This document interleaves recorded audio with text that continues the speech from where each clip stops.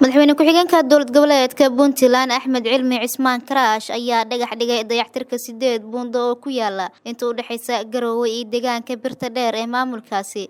Dayactirka buundooyinka ayaa ka qayb ah dadaallada ay xukuumadda Puntland ku doonayso inay dib u dayactirto qaar ka mid ah wadooyinka isku xira gobolada Puntland. dhagax dhigan ayaa madaxweyne ku-xigeenka waxaa kala qayb galay wasaaradaha howlaha guud, qorsheynta, maaliyadda iyo saraakiil madaxtooyada Puntland, shirkadaha fuliya dhismaha buundooyinkan. Wasiirka wasaaradda maaliyadda Puntland Xasan Shire Cabdi oo ka hadlay dhagax dhiga wadada iyo buundooyinka ayaa sheegay in dayactirkan oo ay ku guuleysteen shirkado wadani ah lagu dhameyn doono sida ugu dhaqsiyaha badan.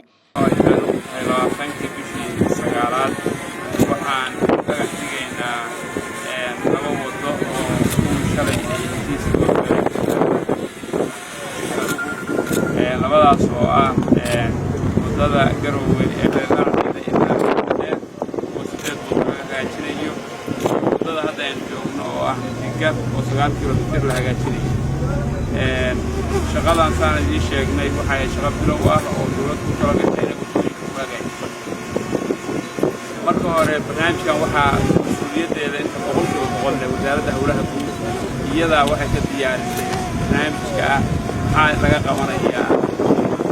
markay diyaarisay oo wax walba habaysay bay markaas waxaa loo diray shirkadaha oo waxaa la yidhi idinkana waxaad keentaan waxaa ku qabanayseen kabacdi markaa la kala doortay. sidaasay ku timi in shirkadda Albaashi halkaan ay iyadu noqoto shirkad ku guulaysatay, Kibaako ay noqoto shirkad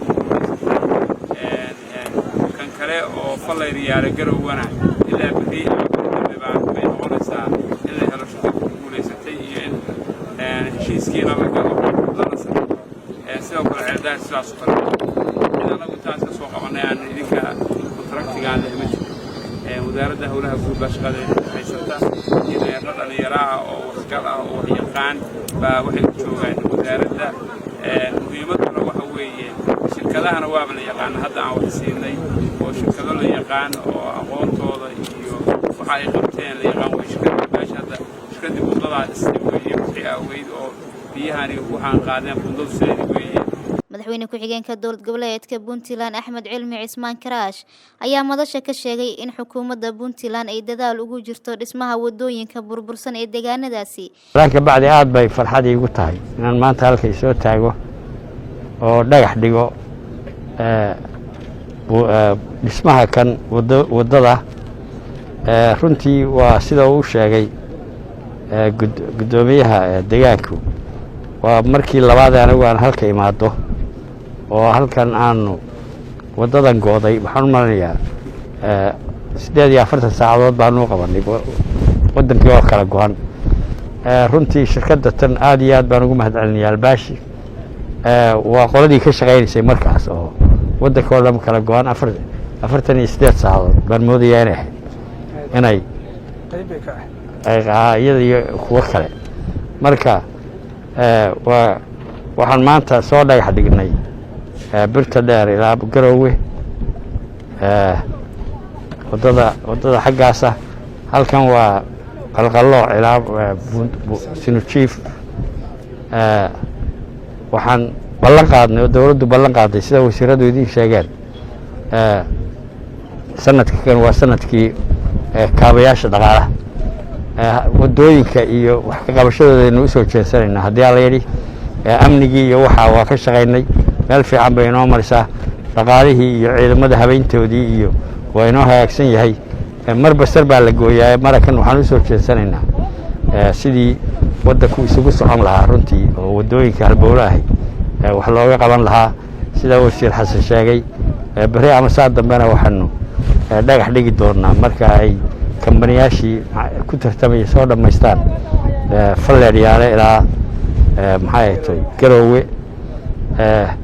falleedyaale Garowe qora ku ekaan waxaan rajeynaynaa inaan hore u wadno oo ilaa Tukaraq iyo Laascaanood iyo gaarsiino insha Allah. waan rajeynaynaa aad iyo aad baad ugu mahadcelinayaa shirkadda tan. waxaan kala u mahadcelinayaa wasiirada horena loo sheegay oo runtii ugu horeeya wasiirka howlaha guud oo aan ka fadhiisan ilaa intii wadooyinkan laga qayliyay runtii oo aan la socday iyo wasiirada kale ee saaxiibadiisa kaabayay waa ka soo dhalaaleen runtii oo meel fiican bay maanta soo gaarsiiyeen oo waddadii maxay tahay burtinle waataad ogeydeen tan waa idinka arkaya tii saaka aanu soo maray taa falleedyaale sidaasaynu halaanbeygaasaynu ku qaadaynaa haddii ala yidhi aad shirkadda waxaan kula dardaarmayaa runtii anigoo aad u aqaana hawsheeda waad aragtaan inay inoo dedejiyaan oo haddaba ay bilaabaan sidaa qorshahooda uu yahay waxaan rajaynayaa inaynu aragno waddooyinkan ama dariiqa kanoo